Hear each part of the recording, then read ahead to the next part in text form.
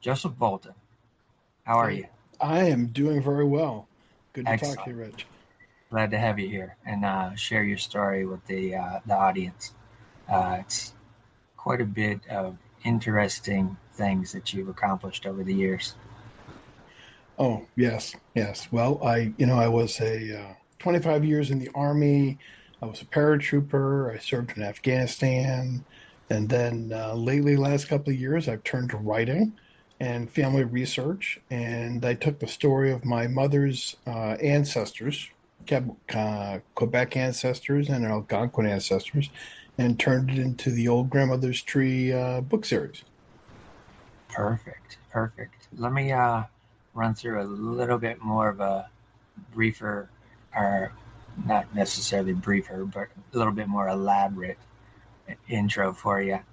As you mentioned, you are a U.S. Army Ranger, graduated from the United States Military Academy at West Point, served 18 years with a combat tour in Afghanistan as one of two space operations officers with the U.S. Army's 10th Mounted Division. You're an author and storyteller. You're the creative visionary behind Old Grandmother's Tree, a collection of original French-Canadian folk tales woven with themes of family, history, and cultural folklore. Each provides cultural preservation, which builds on your French Canadian and Native American ancestry to craft unique mythology infused folk tales grounded in real family history. Your books are published with rich storytelling and art, both volumes one and two, which feature your richly woven stories paired with Natasha Pelly Smith's stunning illustrations, as you mentioned, out of Toronto. And you've been featured in media and speaking engagements. Most recently appeared on the French Canadian Legacy podcast and the famous interviews with Joe Domino podcast. You're also available to speak at community organizations, bookstores, libraries, and more. That's it. In a That's nutshell. me. So, like I was saying before we hit record, I don't have a whole lot of structure other than my basic first question, which is, where were you born, and what was life like as a kid for Joseph? Okay, I was born in Pawtucket, Rhode Island, and at a time that I would call the twilight of the golden age of French Canadian culture in New England. All right. My mother's family was French Canadian, so I was definitely immersed in a lot of the cultural trappings of French Canadian life. Very Catholic. My grandparents' home had crucifixes and pictures of saints everywhere. My grandmother would lead the family in rosaries. I remember going to midnight mass for Christmas at the French church St. Cecilia's one time, and afterwards went back to my great aunt's house. We had toutière, which is a French Canadian meat pie. Okay. So I was very immersed in that culture. But interesting enough, I didn't learn French as a child. My mother did not speak French. And Interesting. although my grandparents did speak French, they Okay. did not encourage my mother or my mother's siblings to learn French. But I Hmm. was still very interested in, where do we come from? You know, Right. a place called Quebec. And, we'd visit there as a child. But I didn't really feel that connection at first. I just knew that this was a place that, my mother's family came from. Right. So that's kind of like what it was like as a child. So I was Okay. very much curious. I was a curious child. I loved telling stories, loved telling stories to my friends. Yeah. I would try to convince them that my stories were true Okay. because so I was a very imaginative kid as well. So Right. that's Right. my childhood. Got you. Was elementary school um fairly easy for you to navigate based on that imagination, or were you kind of one of the kids that was just wanting to stay back out of the spotlight and kind of just It could blend? be difficult sometimes because I was, a very smart kid. very Yeah. smart kid, and I Okay. think my teachers didn't know how to handle it. This is like the late '60s and early '70s. You know, teachers weren't they didn't know how to handle that. Right. Certainly, my fellow kids didn't know how to handle that either. And I didn't know how to handle it. So it really created a lot of tension. It Right. took a while for me to grow out of that a little bit. Um, but yeah, I mean, I do remember the neighborhood kids, you know, telling them this elaborate story that we were all commissioned into the U.S. Army so that we can fight the British, which are coming to invade our neighborhood. Oh, wow. Yes. So, and weapons, we were going to get real weapons. They're coming. It's just a matter of time. That was one thing. Of course, my friends all knew. It was like fourth grade. They all knew that I was, you know, full of it. But Right. we all had fun pretending anyway. And yeah, so I was very, like I said, very imaginative and loved my stories. I was easily spooked as a Okay. child, of course, because that's just another side, you know, a feature of Yeah. having a great imagination as a kid.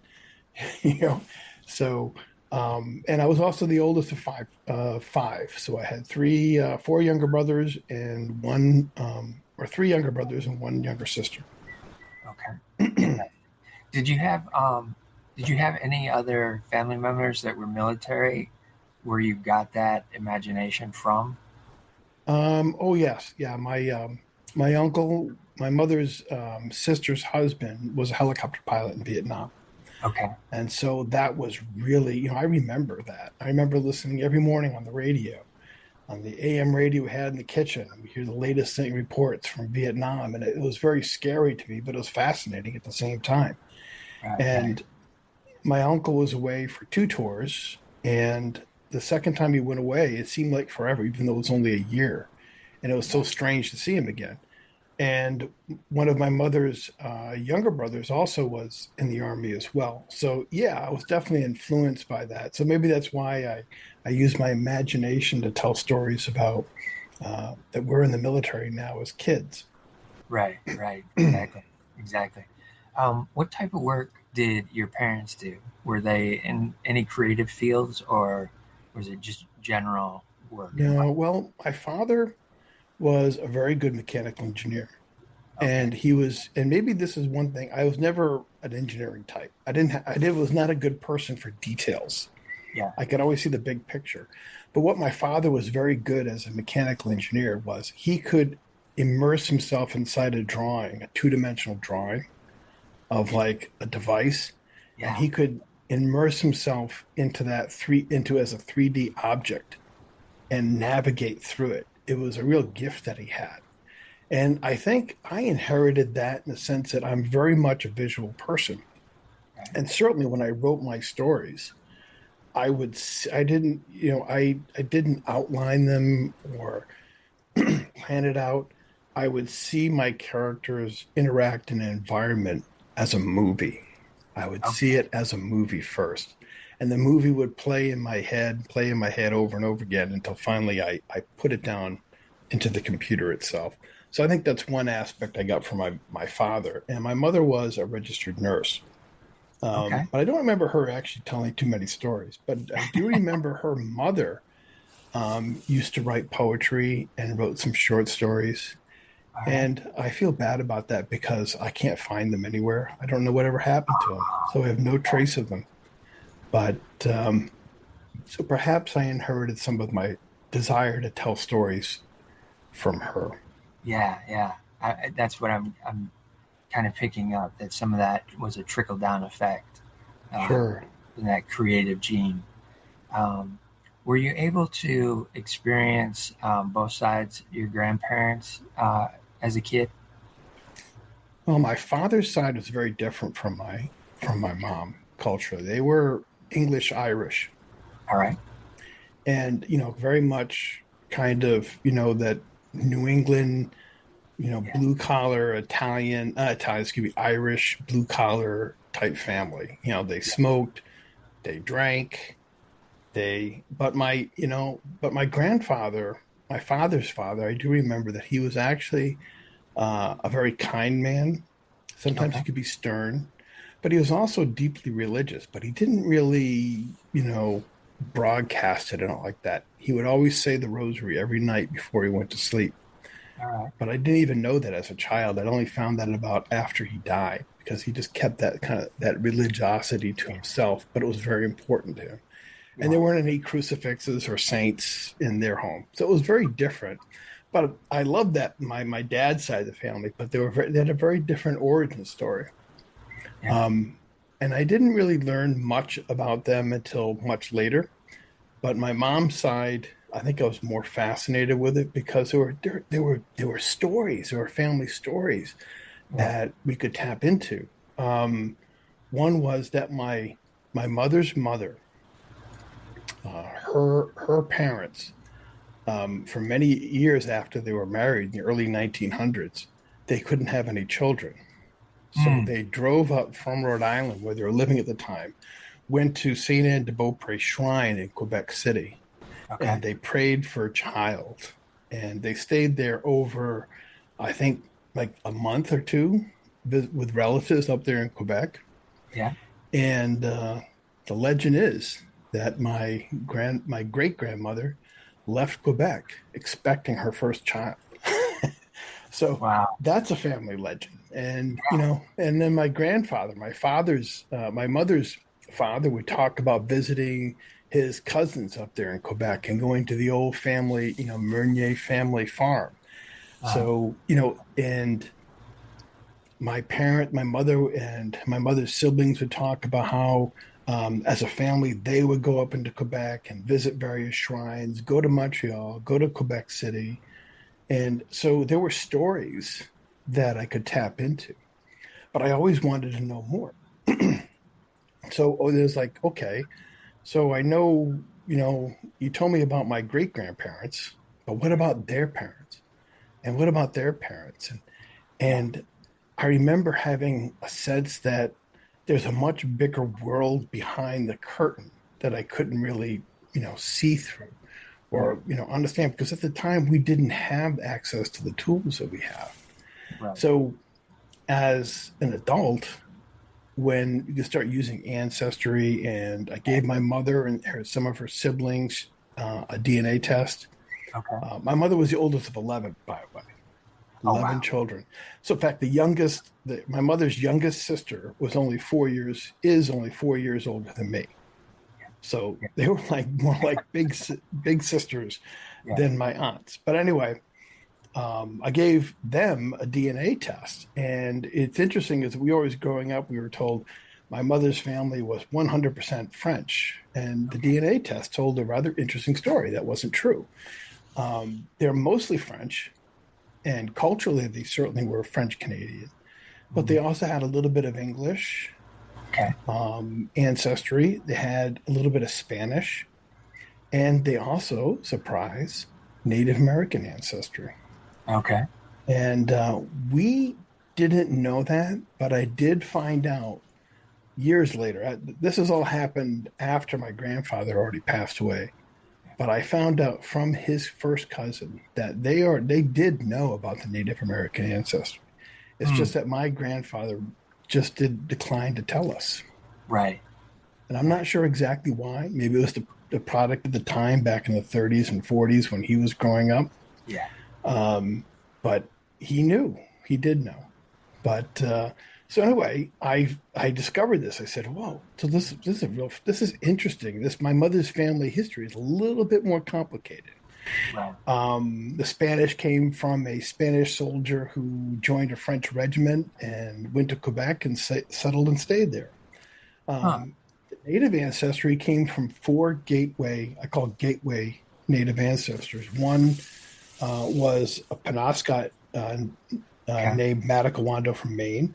Yeah. Two of them were Mi'kmaq from Nova Scotia. And that's not uncommon for French Canadian to have an ancestor like that. Right. But it was my Algonquin ancestor her story was most inspiring and probably the best documented of all of them. And her Wow. name was Mithyogoku. And the details of her life, when she was born, when she was baptized, when she got married, it was all and when she died, it was all recorded by the priests up in Trois-Rivières where she lived. Nice. And so what I found was this fascinating story about this woman that she started life. She married young, another Algonquin back in 1650, let's say. Okay. She had two small children, and in 1652, the Mohawks came up from New York, raided their village. Her husband was killed. Her two children were kidnapped, and so at 22 years old, she lost everything. She Wow. lost her husband. She lost her two children, and she never knew what happened. What was the fate of her children? They just were taken from her, and she never knew what happened to them. Mm, And a person like that, especially young, it's easy to feel a sense of bitterness or want to give sure. up Yeah. or anger, and you become a wounded person. Um, but all the indications are that she actually survived and thrived afterward. And she married a French settler 5 years later named Pierre Cauch, and then together they became my ancestors. But at the end of her life, when she died in 1699, the priest in Trois-Rivières, he wrote this of her. He said, Mithyogoku lived a full life with dignity, respect, and love, a courageous and loving Algonquin woman. Wow. And so she began her young adult life with great tragedy. I've got But at chills. the but at the end, when she died when she was 68 years old, she had, many grandchildren at that time, Yeah. and she died respected within the community of Trois-Rivières by the French and the Algonquins. Mm-hmm. That somebody, and for a priest, and this, remember, now this is 17th century, so Sure. for a priest to write in his journal about when a woman passed Yeah. away, to take the time to write about a woman, if a European woman would be unusual, but to Right. write about a Native woman, a First Yeah. Nations woman, that was Yes. very remarkable. So she had to have made a big impression and impact on the people around her. And so those facts of her life became the genesis of the old grandmother Mother's Tree storybooks. Oh wow. That's amazing. It's amazing. I have a similar scenario where my father is one of 11 in Mm-hmm. my family. My mother is one of four, but she has a uncle who's 6 months younger than she is. Oh, Similarly, kind of the same yeah. thing. And they're all from East Tennessee. Both sides of the family is from East Tennessee. And Mm-hmm. I grew up always hearing that we had Native American uh, in our lineage. But as I got older and started to try and figure that out, there was just no documentation whatsoever that could be dug Mm-hmm. up that indicated any of that. But I know in my heart and my soul, I have a deep connection to that history and culture, um, Sure. and try to live as best I can through those types of principles, Mm-hmm. based around the connections to the earth and the animals and the sky and everything like that. So I can appreciate that story immensely, especially understanding as well that history of, that priest writing about your great grandmother, um, all the way back then.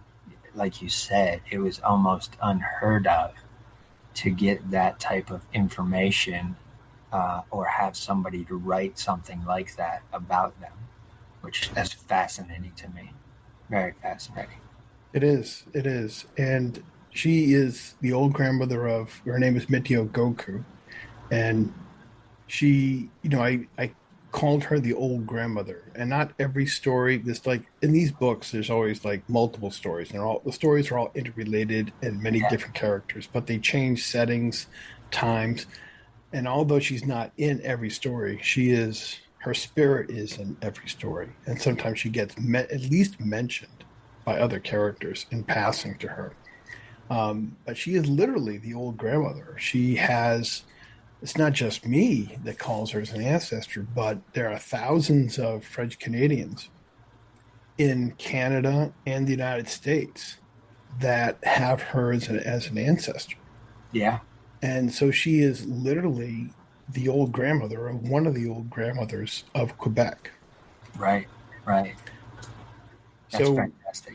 so when I decided to tell her story, um, many people have written historical fiction novels about their ancestors, especially if they have a noteworthy ancestor. They write historical fiction. Well, what I did was a little different. I took her story, but I kind of retold it in the language of a folktale. Yeah. So I created a world in Quebec in the 17th century that was magic, had magic in it. Nice. There are spirits, there are trickster animal characters, Yeah. talking animals. I even have a brief moment, believe it or not, of time travel in the first two story Okay. in the first story, Yeah. and it's the first book. So it's very much a magic, and I chose folk tales because folk tales are a universal language. Every culture has folk Right. tales, Right. and there's when we all enjoy them, even if they're not part of our cultural heritage. We enjoy them. Why? Because there's a universal language, and they speak to the condition of being a human being and the morality and how to live a good life.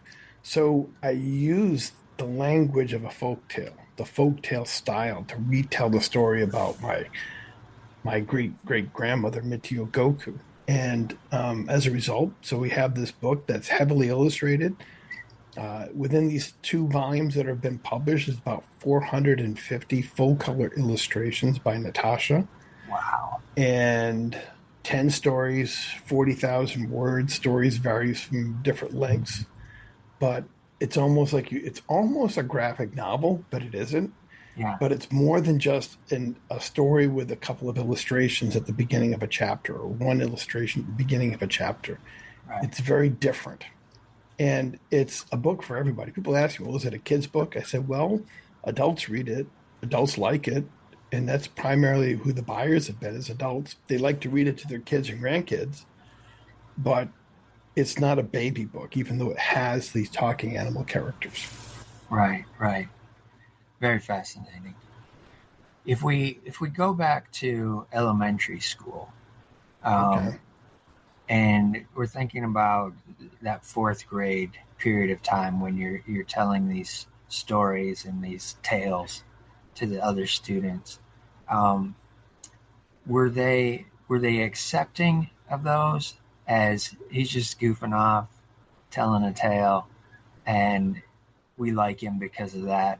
Or did you get some pushback of, oh no, that's not true, quit talking like that? No, mostly it was the former that they Okay. they had fun with it too, but they Cool. would go along with the idea that it was true. They wouldn't confront me with it till much later and says, we knew you were kidding and we knew you were lying. Basically, they called it lying, Yeah. whatever you want to call it. I said, well, yeah, I guess. They said, but we went around with it anyway because we were having fun with it. Right, right, exactly. Did sports come into play at all for you at all in your younger years? Sure. I loved physical activity. When I was younger, my father used to take my brother and I hiking up in the mountains in New Okay. Hampshire, and so to this day, I still have a love of the mountains. As I got older, I was a wrestler All right. and I was a football player. Cool. And I was in my high school, I was the nose guard, which is like a nose tackle. Yeah. And I only weighed 160 pounds back then. I was small, Oh but I wow. was fierce. I was fierce. I mean, I loved to hit people, even at 160 pounds. And I Yeah. always to go against centers that were much bigger than me, but I didn't care. Right. I would Right. do my best to kind of, beat them up pretty good. Yeah. But I Did loved that. did some of that fire come from having those siblings that were around the house all the time and maybe some interactions with them? I think a little bit. Okay. My brothers and I, we would wrestle, in the living room. Right. Um, Later on, we would play football on our knees in the living Okay. room.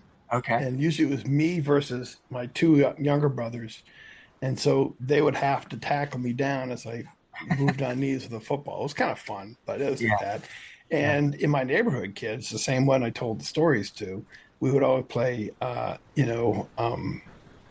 smear the ball carrier game, where you, yeah, yeah. yeah, you, you would, you had the football and you'd run around there, around the yard until you got tackled and somebody else picks up the ball and they run around until you tackle them. And Yeah. we loved that. So we always were very physical, as Okay. boys. And, you know, so it was very natural for me to want to go into, sports. And my father was an athlete. My grandfather, my father's father, was an athlete. In fact, he had a chance when he was a boy, when he was about 16, like 16, 17 years old, he had a chance to try out to go to spring training with the Red Sox. Okay. But his father would not give him the money for the train ticket to go, wouldn't let him go. Oh man, That son has stuck with him for the rest of his life. I'd imagine. So, but he was athletic. He loved it, and my father was a track star. Okay. So he didn't play football, but he could run and he could hike, and he was phenomenal like conditioning when he was younger. Yeah. But I loved the physicality, the physical sports like wrestling and football, Right. the combative sports. So it's very competitive in that way. And I think also I had a little bit of anger because, I was younger, I got teased sometimes, Okay. or, the bullies would come, after me. And that's one of the reasons why I got stronger, Okay. just because I wanted to be able to fight back. Yeah. And so by the time I graduated from high school, I was a very strong, athletic, and fearless kid. And that led very naturally to joining the Army. And when I joined the Army, I did the hardest thing I could think of, which was being a paratrooper, and then went on to West Point. After West Point, I did Ranger School. Yeah. And, so I always liked that physical challenge. It's always very much part of myself. Right. Do you think some of that bullying was just based on your size at that point in time? No, I think I had a very different personality. Okay. And, I didn't discover this until I was like a captain in the U.S. Army. But as a captain, Oh we all wow. had to go to a course. And one of the things we had to do in the course is take a personality test. And we did the Myers Briggs personality test. Have you heard of the Okay. Myers Briggs? Yes. Yes. Okay. So you want to guess what personality type I am? That No. what's the kind that would probably get bullied because they're just so weird. Well, I'll tell you, it's I can't. INFJ, INFJ. Okay. which is Um, like the rarest type. I just recently started looking at it. I've heard of it before, but I just recently started looking at it. I'm an INF uh, T, I think, or T or P, INFTP, or one of the two. Mm. Um, but the J is, you're saying, more It's eyeballish. no, it's well INFJ. So the I is for introvert. I was very much an introvert. So a Yeah. lot of people thought I was just shy, but the truth is that I would just get overwhelmed by too much stimulation of people around me. I needed a Okay. break and I needed time to myself. And one of the ways I did that was I was a voracious reader as a child. I would read all kind of books, even encyclopedias, anything I could get. Okay. And so that's one, but it's different. And then the other part was I was N, which is intuitive. So I was always seeing patterns as an Right. intuitive person who loved making connections. And that's one of the things that led, I think, my interest or drove me to research my family history because I love to see how things connect, even to this day. So I could see patterns. I love making connections. I love researching how things fit together, very intuitive and seeing how they fit together. Yeah. So and then you couple that with the person who's very imaginative. All right, then you can see all kind of stuff. Yeah. So INF, and then I was very much a feeler. So whenever I made a decision, even to this day, now I know that I make decisions based on how I worry about what the impact of my decisions are on the feelings of the people around me. Okay. Not necessarily what's best decision, but what is the decision that's going to make the people around me happiest or Right. least harm. And so all those things work together against you in the army to a lot of ways. Sure. because I didn't realize that. In fact, my personality type was so rare in the general public, but also in the military, that the instructor in the course pulled me aside and says, you're actually a pretty rare personality type. You really don't fit. And I said, yeah, now look, actually, now this explains a lot why I don't fit. This explains my whole childhood. Yeah. Um, so yeah, everything about the INFJ doesn't fit into the military. So it was always a tension. And I also think because that's such a rare personality type, and what that really means for those people who don't know what a Myers-Briggs personality type, it's not like your values or anything like that, but it's the tools that your mind uses to process the information around you and to make decisions. And so the way my brain was just wired was very different from the kids growing up. So my brain was wired differently. I was very intelligent and very imaginative. So those things all put together made me stick out and did lead to bullying when I was younger. And it only Okay. really started to fade until I um, got to junior high. And then I did things like wrestling and got a lot Yeah. stronger. Yeah. And so when somebody tried that, I would push it back. Yeah. And it didn't happen anymore Right. because people Right. realized that I was pretty strong as a kid. Yeah. For sure. Did you have you heard of the term empath at I'm all? very much an empath. Okay. That's I as you were explaining it, I'm like, oh my gosh, she's an empath. Makes all kinds of sense now. And yeah, and that's part of like being a feeler. I'm very strong in all those. And it's not always easy being an empath. No, it is You not. pick up on the bad moods of the people around you and you don't understand why you feel bad. Right. And I reflect that back to the people. It's like, well, you're feeling bad, so I feel bad. And now you feel bad that I feel bad. So it really becomes really frustrating. So Yeah. it's a challenge for relationships. But, I remember going out with this one girl one time, and she literally thought I was psychic because I could read her so well. I got Nice. every thought that she was thinking. And, in fact, it irritated her a little bit. And it Really? wasn't I was not so much I was psychic. It's just because I was an empath and I just had that sense. I could really pick up things. Yeah. And being intuitive and imaginative, all that fed into that. Right. So growing up, yeah, I did feel like a very much like a different kid. So I was very intellectual. I was very smart. I was very nerdy. But at the Okay. same time, I could actually be very tough physically Right. later on as a child. So it's Right. very much a contradiction in a lot of ways. Yeah. I can imagine. Completely contradictory. Um, in high school, did you have the opportunity to experience any of the creative courses at all uh, in that era of time, Um, like you art know, or writing or creative writing? I really there was a time period then in high school I did write poetry, Okay, right. and I don't write poetry now. It just doesn't come to me. But when I was a teenager, it definitely did, and I still have those poems that Oh, I cool. wrote, and they're very imaginative. Sometimes they're very romantic.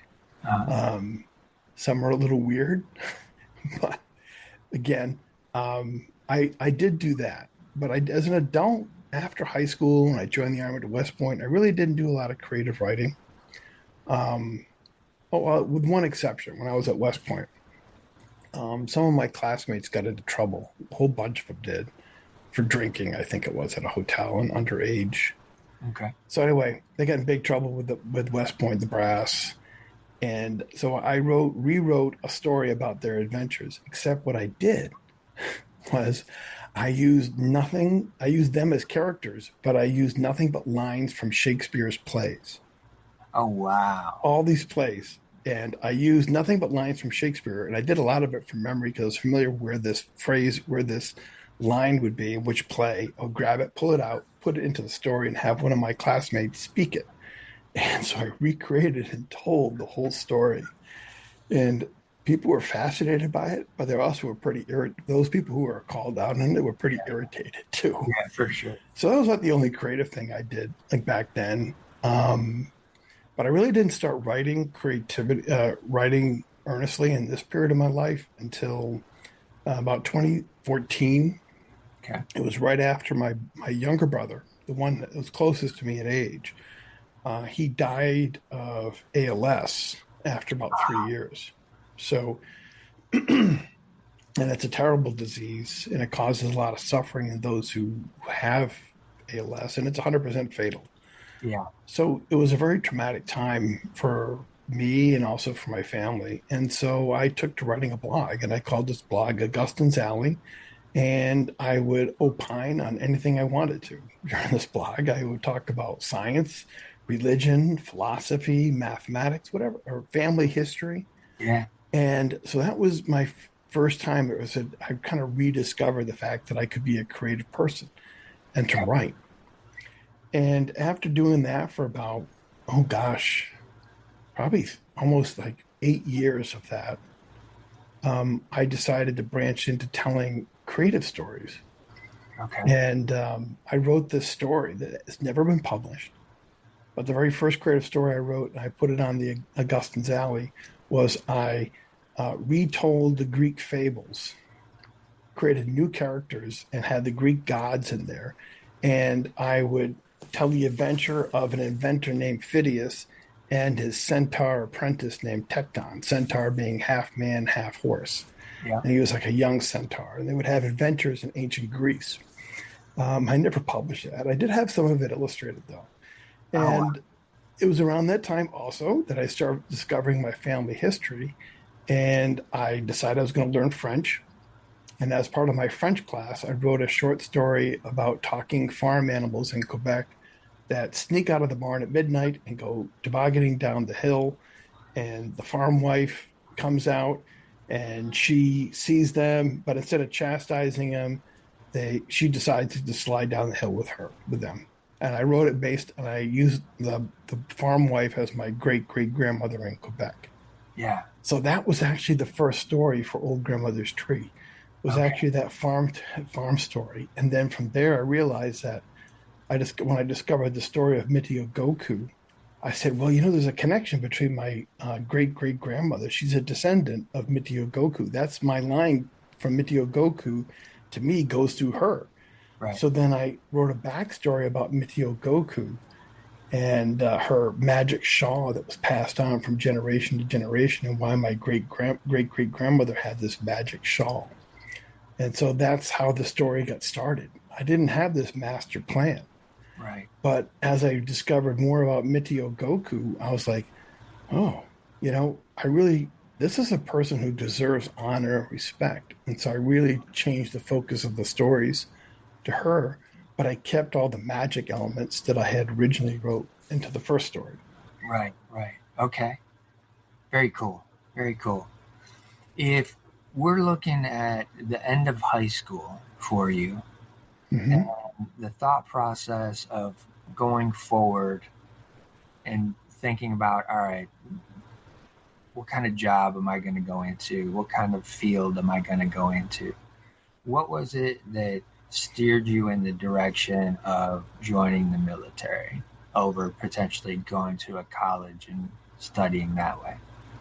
Um, because I realized, especially after a frank conversation I had with my father, that I Right. really wasn't ready for college because I was very, very smart, Mm-hmm. but I was also very lazy as a student. Okay. So I would, get A's on my final exams, but I would never do my homework to the exasperation of my teachers. So I didn't have the discipline to do that. And my father said, why don't you join the army for 2 years? Just take a break from school. And at first, it was such a radical idea. I kind of resisted a little bit. Yeah. But after I thought about go ahead and do it, I knew about my uncles were in the army, so I was familiar with it. And I said, you know what? Why not? I can just let the college thing go for 2 years Right. and not worry about it and go in. And then after I joined, because I had a high enough an entrance score Yeah. test, Yeah. they called me out and said, how would you like to go to West Point? And so I ended up applying to the West Point prep school from the enlisted ranks. Wow. So that's how I got to, into the army and into West Point. And then after West Point, I got there. I was like, well, I might as well make a whole career of it. And I stayed all the way through. But when I was in high school, I wasn't sure what I wanted to do. My father thought I should just be an engineer because that's what he was, you know. Yeah, yeah, But I don't think I would have been a very good engineer. Not in the same way he was. sure. I was good at math, at least like number theory and theoretical math and foundations of math and the philosophy of math. I was Okay. very good at philosophy. I had a latent ability to write, but I didn't know about that.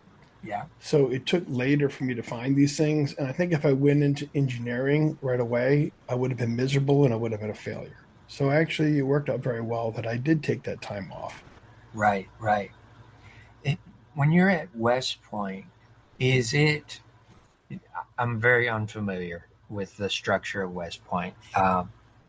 Obviously, we in America we know what West Point represents, um, but I'm very unfamiliar with the structure and how it functions in terms of in comparison to any other school or um, anything like that.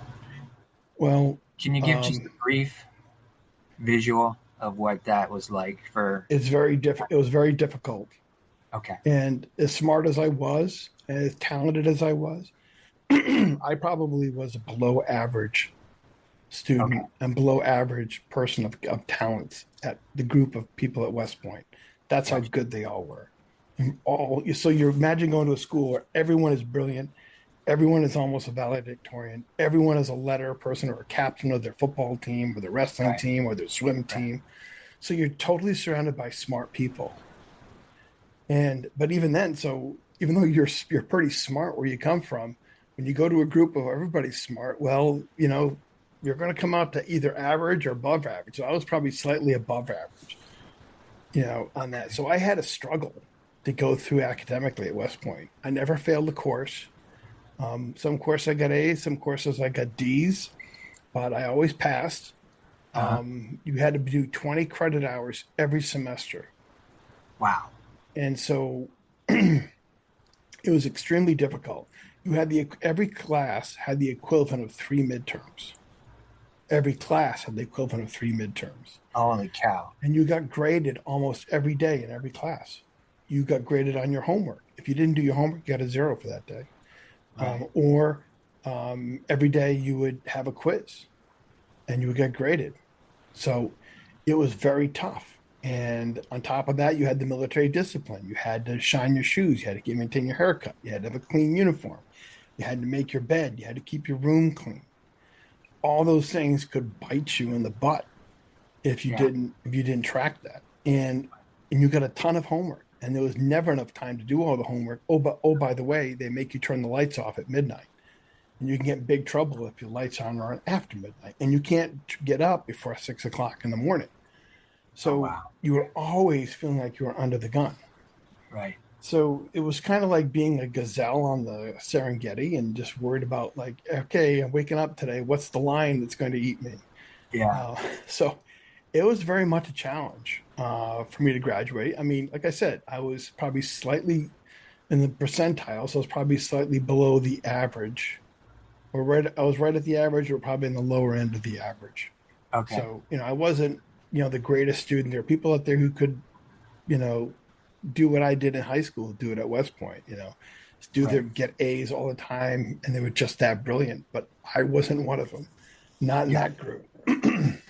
Did any of the athletics carry over to West Point at all? I was too small to play football. Remember, I said I was 160 Yeah. pounds, so I'm Yeah. not playing Division two football at Right. 160 pounds. I was too Okay. small. Got it. So I tried lightweight football, and that was okay. But I was in a lot of ways I was a little too big for that, and I had to like starve myself to make weight. You had to weigh like Oh 150 wow. pounds or something. So that Okay. was very difficult. So I couldn't do that very well either. But everybody had to play intramurals. So you had to do Okay. intramural wrestling, you had Okay. to do intramural basketball, you had to do, intramural soccer, but everybody had to either do varsity sport or you did a club sport or you did like whatever the sport was. So Yeah. yeah, so you imagine that you have 20 credit hours of classes every week. You have a ton of homework. You have tests to study for. But oh, by the way, you still got to do sports three times a week. The other 2 days, you're doing marching for 2 hours after class. Wow. Marching, yeah, for Yeah. training. So, think about that. So it's really like the equivalent of almost like 30 credit hours when you think Right. about it. Yeah, for sure. So it was ridiculous. It really was. But I really love the education I got there though, because it was pure knowledge, at least at that time. I don't know what West Point is like now, what the academies are like, but at the time, it was like when you did history, it was pure history. It wasn't like ideological or anything like that. It was factual. Everything was factual. Yeah. Um, you got a very well-rounded education, no matter what your degree program was. If you wanted to be a mechanical engineer, you want to be a nuclear scientist, that's fine, but you still have to take Shakespearean literature, and you still Okay. have to take philosophy. If you want to be a philosophy kind of guy, you could do that. Or a history major, yeah, you can do that. But you still had to take a course in electrical engineering, and courses in physics, and courses in differential equations. Right. So what I got out of West Point was a very broad, well-grounded education, and I think that carries to this day. It helps me. It helps me by writing because I have a broad breadth of knowledge, Right. at least understanding of what information I need to find, to look, and what to look for if I need that information, because I have a broad understanding. So as hard as it was, I don't regret it at all. I would do it again, Yeah. going back there. How did that play with your personality, being that introvert, being that, No, kind of, very difficult, very difficult. yeah, I can imagine. Because there's no privacy at West Right. Point. There's very little you time at West Point, and so as an introvert, I needed that me time. It was Yeah. very stressful not to get that me time. Yeah. Making decisions based on feelings created problems. If you're in a leadership position, you're worried about, well, am I going to make life miserable for this person? Well, I'm going to do the opposite.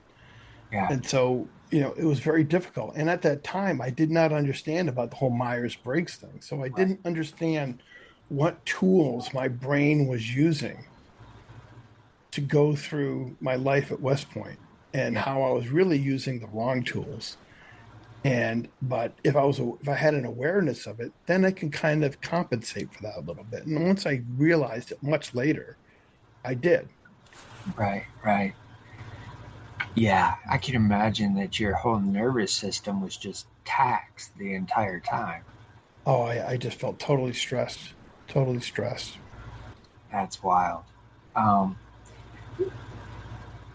was it towards the end of your West Point course study that you got noticed in terms of the personality testing, or was that just after? No, no, no. That's when I became a captain. So you're talking about Okay, so you like skipped. maybe 6 years after I graduated. Got you. Okay, Yeah, it was so a test that we all had to take, but we didn't take it at West Point. let's stay in the timeline here then. If you're at graduation, getting ready to exit S or West Point rather, what is the mindset of how you're going to navigate moving forward? Are you thinking I'm staying into the military and I'm just going Oh straight? yeah, no, I was going to stay in. In some ways, I really liked the military. I like Okay. the physicality. I like the challenge. I like the intellectual challenge of making plans. I did like that. So Yeah. there were some aspects about the military I did like, and I was looking forward to doing that Okay. after I graduated. Yeah. So, that's why, and I was very much a physical person, and that's why I was ready to go do Ranger School. I was going to volunteer to do Ranger School, which was Yeah. also very extremely tough. In Ranger School, you only get like maybe 2 hours sleep a night. You're moving a couple of miles a day, maybe 10 miles a day with a heavy backpack on. Yeah. And you get 3,000 calories of food a day, which sounds like a lot. But when you're going through probably 6,000 calories a day, Yeah. it isn't. You're always feeling like you're starving, and you feel sleep deprived. Right. At Ranger School, is so sleep deprived that you actually get to the point where you hallucinate. Wow. Wow. Yeah, that's amazing. I don't recommend that you keep yourself up to do it. It was very miserable, very Yeah. unpleasant. Um, How did you do um, in terms of uh, I guess you would call it ranking among the other um, fellows that were in Ranger School with you? Were you towards the top of your oh class or no, middle no, or no! I was lower? right. No, I had difficulties there too. Okay, I made mistakes. I did graduate, but I had to repeat four phases of Ranger School, and that's about each phase about 2 weeks long. okay. I had to repeat two phases, which means I Oh, did half the course twice, which was pretty miserable. yeah, But the first time was definitely my fault. It was January. It's at Fort Benning, Georgia, and it's cold out. yeah, Maybe it's like below freezing. I don't know by how much, but we were going to go on a 5 mile run, and I decided to wear my thermal underwear on my legs and bottoms underneath my okay, BDUs as I ran yeah, because it was cold. A big mistake because that trapped all. Because think about it, you're running 5 miles, your legs generate an enormous amount of heat, but yeah. you're wearing clothes that it's designed to keep the heat in. So Right. I failed all one, Oh, and I man. got tortured, and then I got recycled. But I came back again. I made it. So I was very stubborn as a person too. It's like once I made up my mind I was going to do it, I was going to do it. No matter what obstacle I came, I was going to overcome it. Okay. The second time I got recycled was in Florida phase. And you remember, at Ranger School, there's a lot of attrition. As Yeah. people get injured, they get dropped from the course. There's Right. people who just quit; Yeah. they're gone. So the squad that I started off with got down from like 10 people down to like three, Oh, and wow. so us three got broken up. So I joined a new squad. Well, at Yeah. Ranger School, they have this thing at the end of every phase. So at the end of Florida phase, for example, I was in this new squad for 2 weeks with all these guys from the Ranger Battalion. So they all knew each other. Uh, So you have to do a peer evaluation of everybody in your squad, and you rank the top three and the bottom three. So guess who got ranked the bottom? Because everybody knows each other. They're not going to rank the bottom guy their buddies. yeah. So I got ranked the bottom. So I got recycled. So I had to do the Florida phase again. Oh, man. Man. Again, I'm picking up two things for you. Is one is that introverted person who just you- you're highly stressed about all of the things that are just taxing you from every sensory position available Yep. to the body. Yes. The other component I'm seeing is the determination to just continually do it and to push through it till you accomplish what you needed to. I saw this back when you were talking about playing sports, being on the smaller side in terms of weight class, but yet you're basically on the line going up against all these bigger players as well. One of the things that I'm seeing here too is a familial, generational determination that's coming into play based on Mm-hmm. what you just talked about earlier, but the devastation that one of your relatives experienced when the Mohawk people came in and raided. Um, so I'm seeing these two things kind of Mm-hmm. Very good observation. Yes. swirling together. Mm-hmm. Um, After each one of those recycles, did you just have it in your mind? I'm going to finish this no matter what, and I'm going to make it Yes. through. Absolutely. There's never any doubt. Now, when I failed the very first phase at Yeah, Benning because of my own stupidity, yeah, I was just mad at myself, but I was glad that I was going to get another shot. okay, But having gone through, get through that phase, I went through the mountain phase in North Georgia, and then I went to Florida. And to get recycled in Florida, and Florida was miserable. It was so miserable. Um, I remember learning that I was going to recycle, and I just broke down in tears. I okay, called my father on the phone, And I just broke down in tears. I had a good cry. Here I am, 25, 26 years old, but I was Yeah. just that broken at that Right. moment. Yeah. But the next day I woke up, I was fine because they give you time when you're in between cycles while you're waiting for the next group class to come in and you join them. Uh-huh. You get more sleep, you get 3 meals a day, Okay. so you get rested up. Yeah. So, the next day, I felt good again and got kind of stronger again where I could go back into it. Right. But I was devastated the first time. But the thought of quitting, it never occurred to me. I learned never to quit. That was one thing we never did as a kid. I did wrestling since like eighth grade to high school. Yeah. Extremely tough. There was Yeah. never a doubt like, you know what, this is just too hard. I'm going to quit. Never. Right. Football. No, you're never going to quit. Um, and I also think I learned some toughness from a job I had when I was in high school, Okay. early high school. There was some friends of mine that owned a very fancy kind of luxury restaurant, high end restaurant, and they went Yeah. to school with me. Okay. So these two boys went to school with me. They were older than me, but they were in my high school. We were on the wrestling team, we were on the football team together, and they said, "Hey, why don't you come work at our restaurant?" So I said, "Okay." So I did that in the summer because they're only open in the summer. Yeah. It's called the Ridge Terrace Restaurant, Lake George, still there, still Okay. owned by the family. But one thing I remember about it was they drove us hard in that restaurant because it was high end. Everything had to be perfect.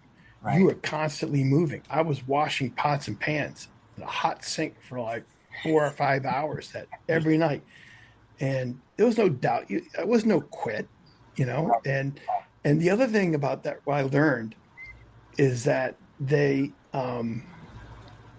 at the end of every night, and it was like open mostly for dinner. So it could be like 1 o'clock in the morning when they finally got everybody out on a Saturday night, closing down.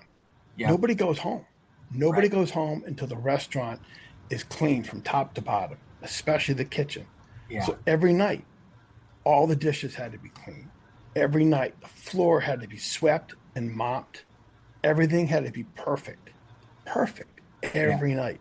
And so there was a kind of discipline I learned from that job. Right. Attention to detail, which I did was kind of lacking. But the idea of being committed to follow through a job and to have a high standard with what you're doing.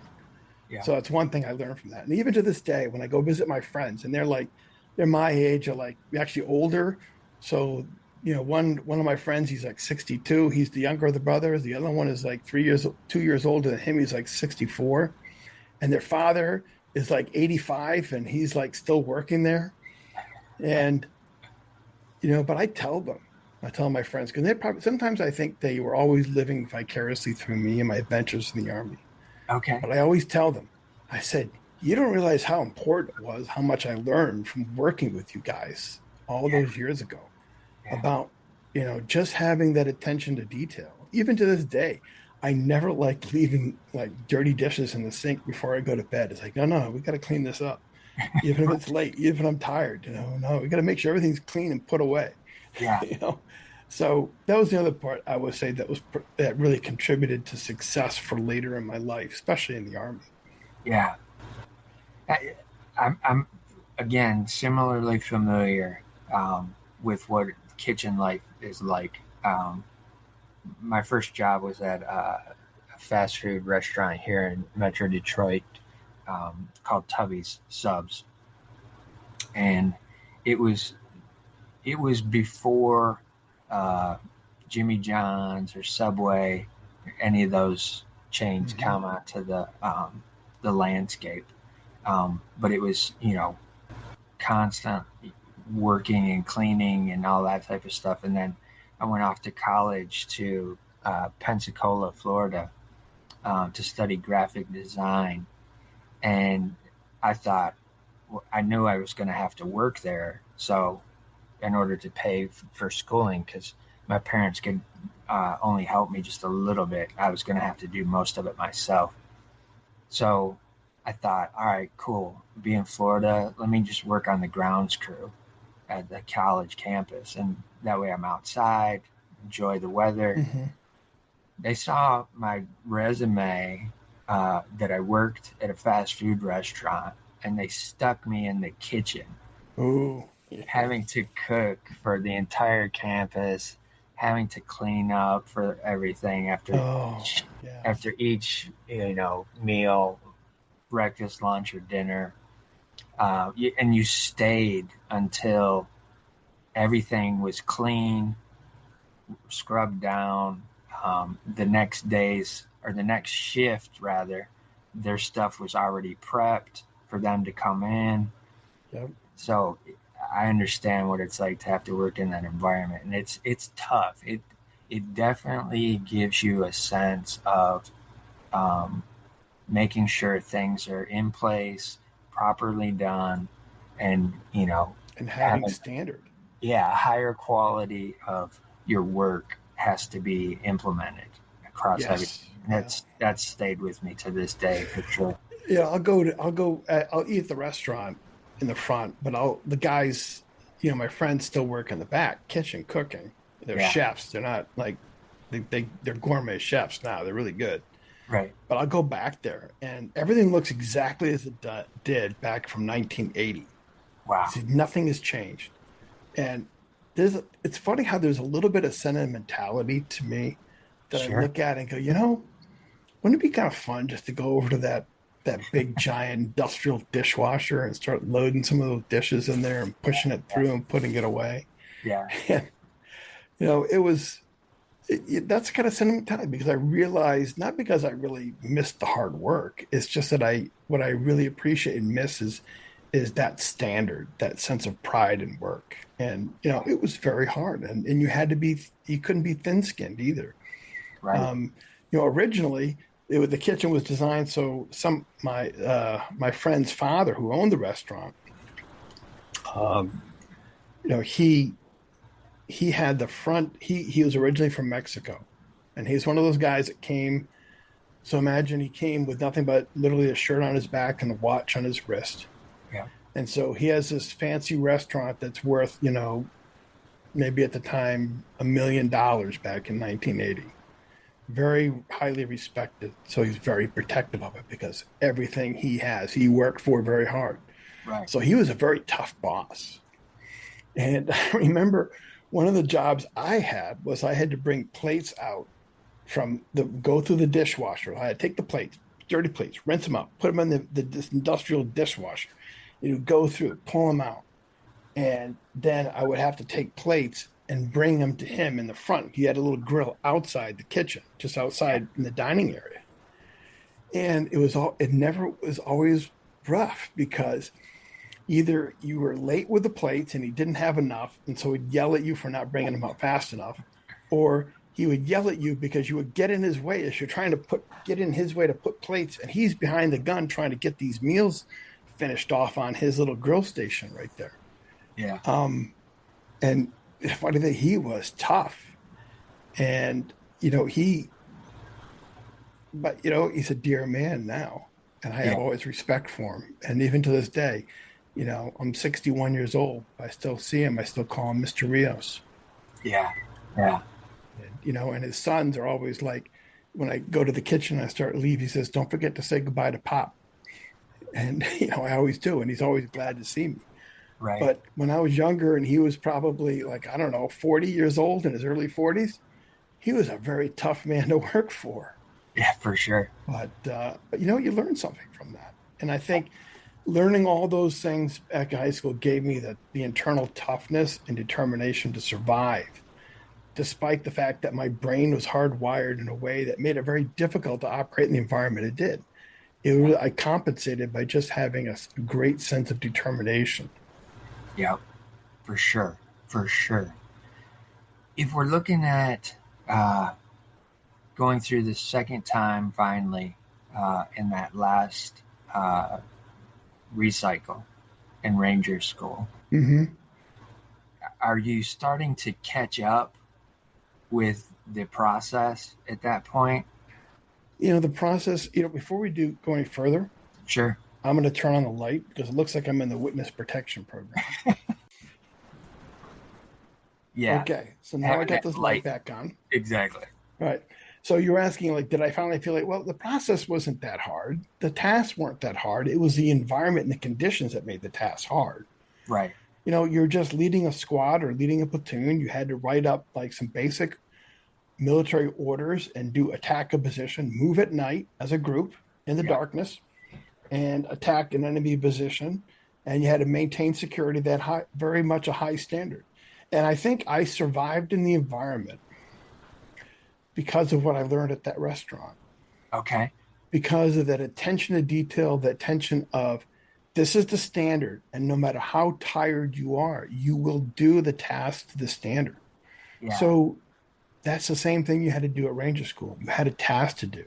And no matter Okay. how tired you are from moving at night for 10 miles, and you only got like 1 hour sleep or 2 hours sleep the night before, Yeah. you had a standard to do to execute this task, this attack. You had to maintain security.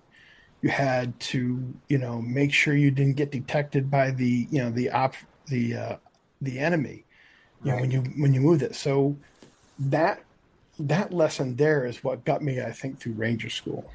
And the Okay. other things helped too. But I think that part, that attention to detail, to doing a task correctly, was what got me through. And I think Ranger School, it was really more that the tasks weren't hard. It's just that you had to do them right, and you had to do them right and correctly under very tough conditions. Yeah. That's what made Ranger School hard. Yeah. The the opportunity to take this test that really opens your eyes to your life up until that point of who you are, why you're reacting the way you are to certain situations. Did that come about as part of the structure and process of being in Ranger School, or was there something that they started to recognize that they wanted you to do that test? No, everyone had to take that test. Okay. So I was in a course when I got promoted to captain. Everyone had to go to this course, and in this course is at Fort Leavenworth in Kansas. Mm-hmm. So everyone at this course had to take that test. So Gotcha. I wasn't selected for that test. I took the test. It was probably in my class. It was like, you know, 200 students, and I Yeah. may have been the only one that was an INFJ. Wow. Like I said, that's why it was so rare that afterwards, when they looked at the results, the instructor called me out and pulled me aside and explained, you're very different. Yeah. This is a very rare personality type.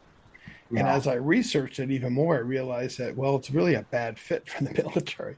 So no wonder I felt a lot of stress. Pressure. Yeah. Yeah. Exactly. Did at that point too? Did they start to um, have discussions with you about what your future career was going to be, potentially based off of that, in terms of are No. you going to have to move into a different direction or a different field of operations? Initially, no. Okay. Although when I got promoted to major, I wanted to get out of the infantry. I've been doing light infantry and moving at woods at night since I was 18 years old. I Yeah. was ready for something else. So I volunteered to be space operations, and Yeah. that's what it sounds, space Yeah. operations. So I'd be an expert in space operations for the Army. I was one of 12 people selected in my year group, my cohort of officers. Yeah. So I think it was like probably 2,000 officers. I was one of 12. Um, and I thought, well, I'm going to be working in a lab, kind of a normal job. No, because my assignment officer who does the assignments, look, remember you said about your resume? Yeah. Okay, so he looked at my resume and says, well, you were infantry and you were a ranger. So I'm going to send you back up to the 10th Mountain Division because you are uniquely qualified to be a space operations officer at the 10th Mountain Division, which is very ranger heavy and very infantry heavy. So I Yeah. ended up going right back into the same kind of environment I was before, except I had a slightly Wow. different job. Wow. Yeah. How the tide turns. Yep. Yep. When you get to that division, what does your day to day start to look like? from that perspective? If we're not in the field, it's you get up, you get there early, maybe 6 o'clock in the morning, and you do PT for like an hour, maybe a Mm, 5 mile run or something like that. okay. And then you shower, get breakfast. You're at the office by 8, maybe 9 o'clock, and you stay there till like 5, probably. Okay. So and you work in an office. But then you go to the field, it's a totally different environment. You'd work longer hours in the field because it's considered a simulated combat environment. So that's kind of like what it was like. But we did deployments and, Okay. out in the field quite often. So, Right. and, Fort Drum was also cold. So we would have to go outside and run, even if it was like minus 15 degrees. Got you. Oh wow. Yeah. That's tough. At, at what point did you learn that you were going to have to go to Afghanistan in that process? I learned when I was assigned as a major to back to the 10th Mountain Division. I knew they were going to Afghanistan. Okay. I really wasn't worried about it. I figured that everybody else had gone and I need to go too, Got you. and I should go. And I Okay. thought, I've been in the army for all these years. I should serve at least one time in a combat environment. Got you. And so it was never a concern in that regard.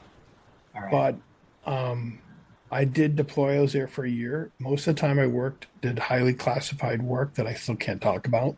Got you. Okay. And a couple of times I did get out of the wire of the base to do, go. I went on a patrol one time to a village where they gave clothes and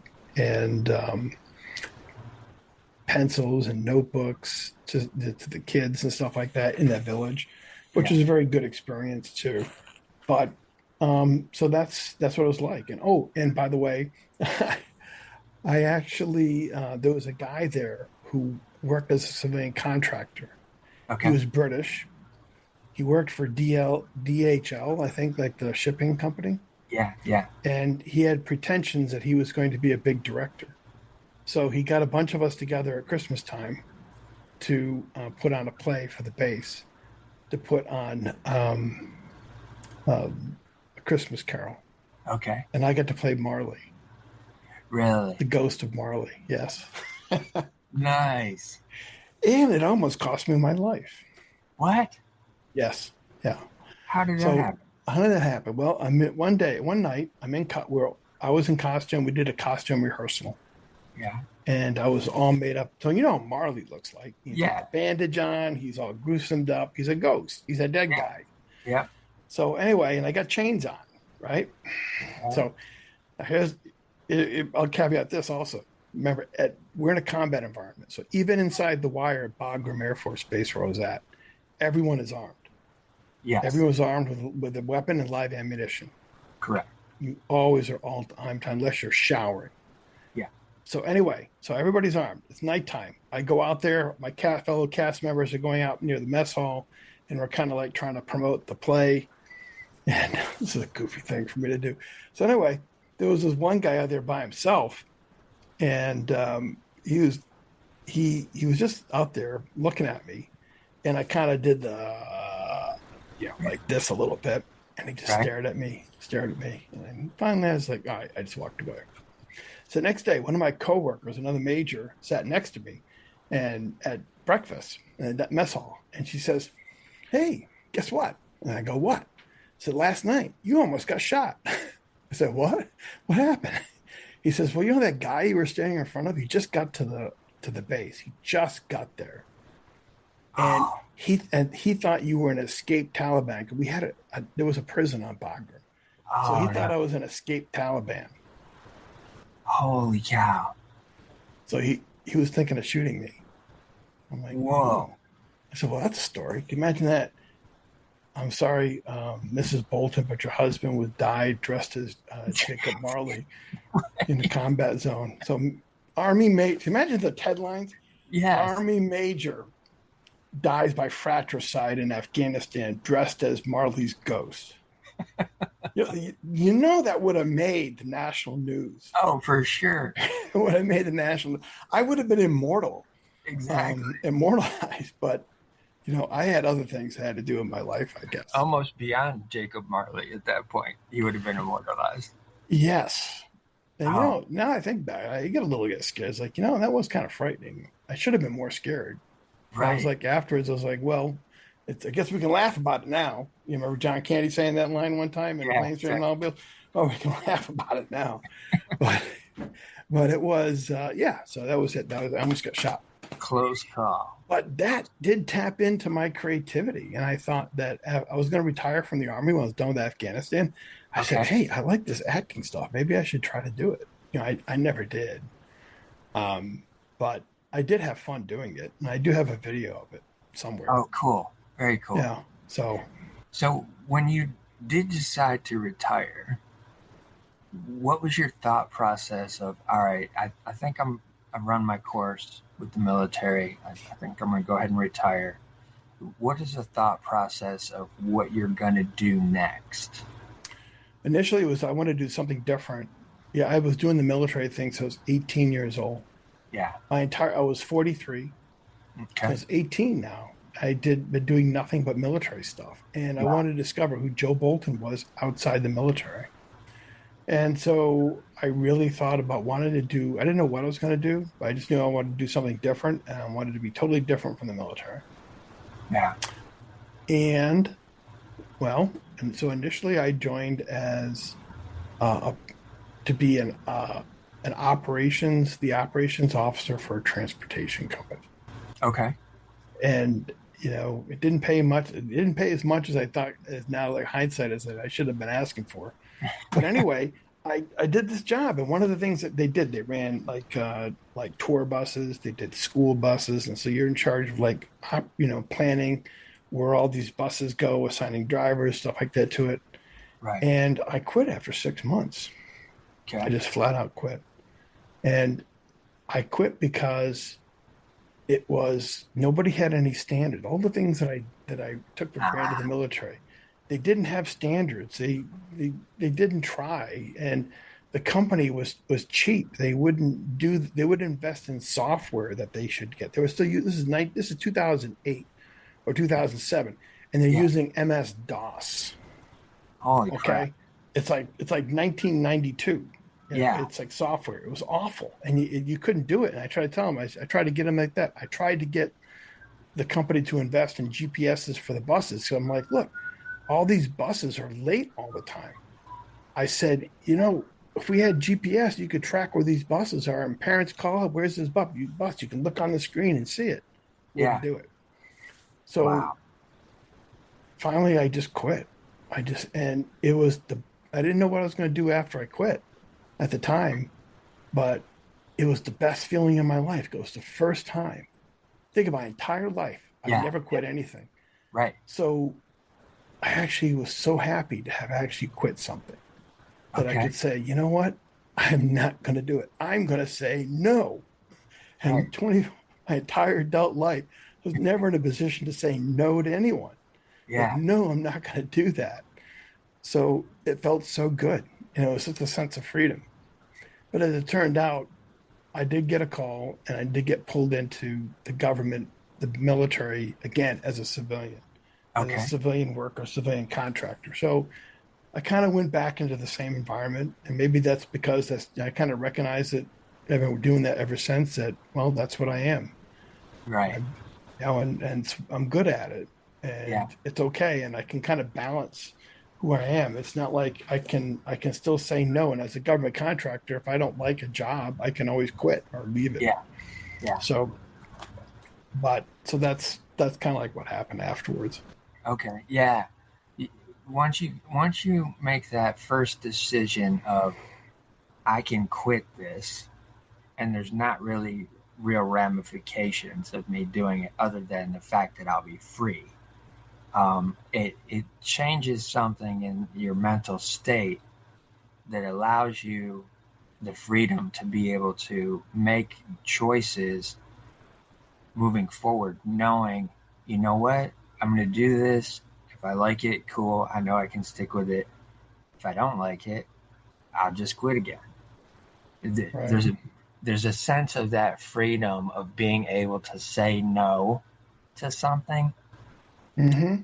that switches something in the brain, that allows you a freedom that many people, even just in regular society, you're in a military situation most of your life, but people are just in regular society going to work every day to a job that they can't stand, and they don't always realize that they can make the choice and say, no, I don't want to do this. I want to try something different. Um, Right, right, and this is a thing too with many creatives, um, across the industries. They get into a particular field and they're doing it and they're doing it and they can do it and they're doing it well, but it's not filling their soul. It's not bringing joy to their heart as a creative. And a lot of times they don't realize they have an option to be able to pivot and mm-hmm. do something differently. If they want to stay creative, they can do that. But they don't always have it in their head that they can make those pivots and take what they've learned in that particular field they're working in and look at other options to see how it may translate. Right, right, absolutely, absolutely. So that's one of the things that I try to bring out when a storyline provides that opportunity is that creatives that are stuck in something that they feel they can't get out of, that it's just draining the life out of them.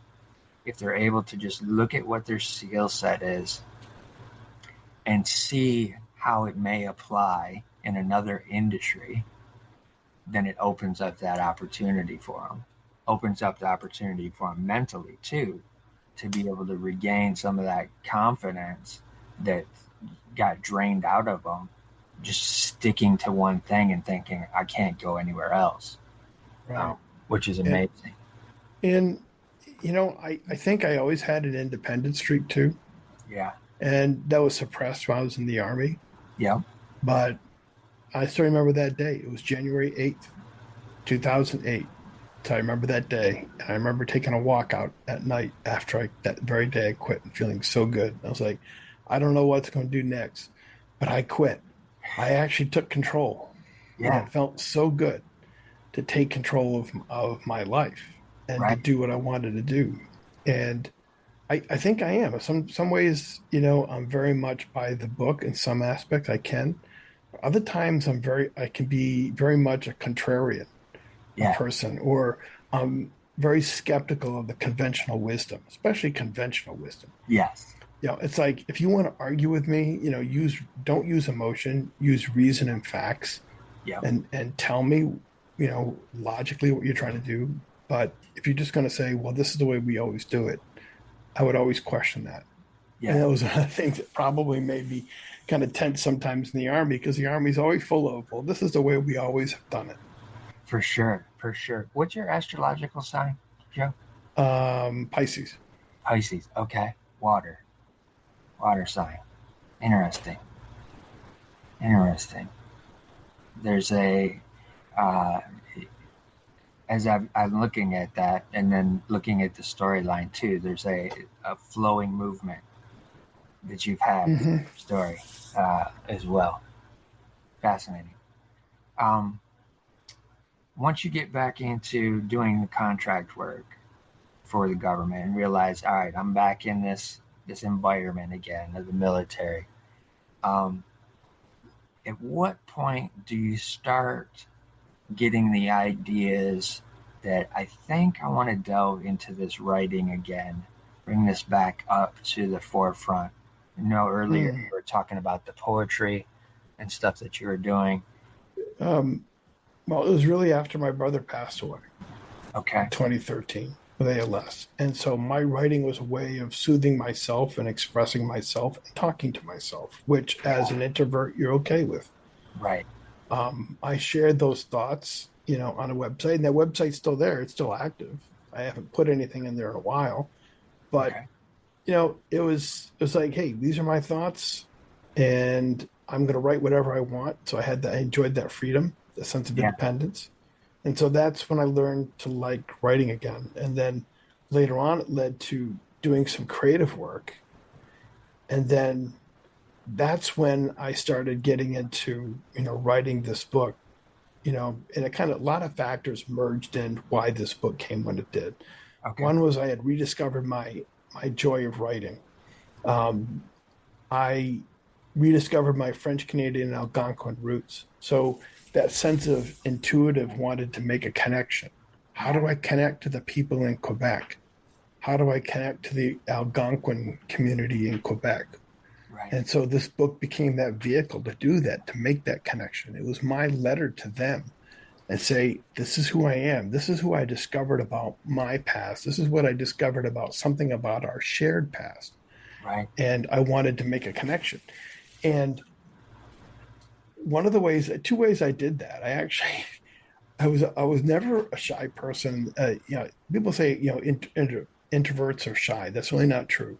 Yeah. But when I started writing this book, the first two volumes, Mithyogoku, I actually, and French Canadian, it was right at the end of COVID and the border finally opened back up. And I hadn't been back to Quebec for a long time, decades. Yeah. And I just pointed to a place on the map, said Magog, Quebec. It's just over the Vermont border. And I went up and visited this place. And I just went and talked to people. I learned some rudimentary French, Okay. and I spent some time telling my story to the proprietaries of the bed and breakfast I was at. I love staying at bed and breakfast. All right. If you're gonna go someplace, you need to stay at a bed and breakfast because that's where real people live. Right. And you're Right. going to be in their home, and that's how you're going to learn about the culture that you're in or wherever the place you're in. So anyway, I stayed at this bed and breakfast. I talked to her and her husband. I went to these little tiny little restaurants on the side street of Magog. There was this little place called Chez Paul, which is like Paul's place, and they Okay. serve poutine. I don't know do you know what poutine is? I've heard it, but I don't remember what it is. French fries, gravy, and cheese curds. Yeah. Okay. Yeah. Yeah. Really good. But anyway, he served that. And so I ordered it in French. And my French was not that good, Right. but we all had fun with it. The people I was talking with had fun correcting me or talking to me or trying to make it work. Yeah. And they wanted to practice their English. And so it was fun. So I made that connection. I loved doing that. Um, about a year and a half later, as these two books were finishing up, I said, well, there's this, I wrote this story about this remarkable Algonquin woman. And I thought, why don't I reach out to the Algonquins and say, hey, look what I did. Look at this great book I wrote. And it's Yeah. about an Algonquin. And so I just did an internet search and trying to say, Algonquin reservations or communities in Yeah. Canada. And I found this Algonquin community in Pembroke, Ontario, which is a little town in kind of northwest of Ottawa, maybe about 2 hours, All right. and a very rural area, lots of farms, but there is very much an active Algonquin communities there. And so I just wrote to the director. I said, hey, this is who I am and this is how I connect. I said, can I send you a copy of my book that it's not quite done yet, but I'll send you the rough draft copy. Yeah. And I did. And a little while later, I heard back and they're like, we love this book. So Really. so I drove all the way. It's 8 hour drive from my house up to Pembroke, Ontario, and I drove all the way out there to meet with them. And total strangers, but to Yeah. share my story. And they introduced me to other members of the community, and they even introduced me to other descendants of Mithyogoku. So Oh I was able wow. to make that connection and share that book with them. And I Wow. still maintain that solid relationship with them. So I don't know how we got on the track, except to say that I've always had this desire to make connections. Yeah. And that's why I did that, use this book to do that. Did you do you feel that some of what you had to experience in the military and connecting with other team members and unit members helped play into that versus maybe what it was like in elementary school of not really being and feeling like you're completely fitting in with everybody? I think I've always had a desire to connect, Sure. but as an introvert, I always had a desire to separate too. So those Okay. those two aspects are always in tension within myself. Yeah. So it always how does it translate into real life? A lot of times it's I'll go out, I'll make a connection, I'll make a very deep connection with you in this group, the Algonquin community, or up in Magog, Quebec. Yeah. But then I'm going to need my space, and then Right. I'll kind of retreat a little bit back into myself, and a lot of times at time I'll reflect on those experiences and kind of internalize them and kind of categorize them within myself, Yeah. and and but I don't think there's anything in the army Okay. that really taught me about that. I think that was just something that was part of my makeup always, Gotcha. always. Because as a kid, I would always ask questions about my to my mother's grandparents about Quebec and about the family history, and they could only tell me so much. Right. But I asked those questions because I wanted to see, well, how do I fit into the bigger picture? Okay. What I'm seeing here too is the visual of the Pisces sign. It has the fish are inverted from each other, Mm-hmm. one going up, one going down. So it's that dichotomy within yourself that is experiencing one thing but wanting to do the other as well. Yes, Very very fast, much. very fascinating for me, somebody who's looks at those things as well. That's great. Um, Once you got to experience some of that culture and that history of the Algonquins firsthand, did that create a sense of completed connectedness to where for so long it felt as if it were a distance of connection, but you knew there was a connection. Did it bring it together for you at that point? It did. And I remember I had this long drive, like I said, 8 hours, right? Yeah, And it was one night in Ottawa before I drove the last 2 hours up. So I had a lot of time to think about that. And I had really no idea about what was going to happen right, when I meet, because, are they going to see me as an outsider trying to muscle in on their sense of Algonquinness and on their right, sense of nativeness? And that can be a very touchy issue with some for sure. communities. Yep. Um, so, I was wondering how are they going to receive me? And it turns out that their communities, they were very much welcoming. Okay. And they said that, from their point of view, they don't measure someone's Algonquinness, so to Right. speak, Yeah. based on, what percentage they are. They said, Okay. that's a foreign term. Yeah. It's based on culture, but it's also they look at it as if you have an Algonquin ancestor, you can document it. And they said, from our point of view, you're Algonquin. Nice. Now, this was Paul Latteroot I had talked to. He was a director, and he told me that. But he also told me that some of the communities in Quebec have a very different mindset, that they don't think of that way. Right. And he says that Paul kind of explains, says our philosophy, we think, is a couple of decades ahead of theirs, because you can't keep people isolated as a population within a bigger population. Right.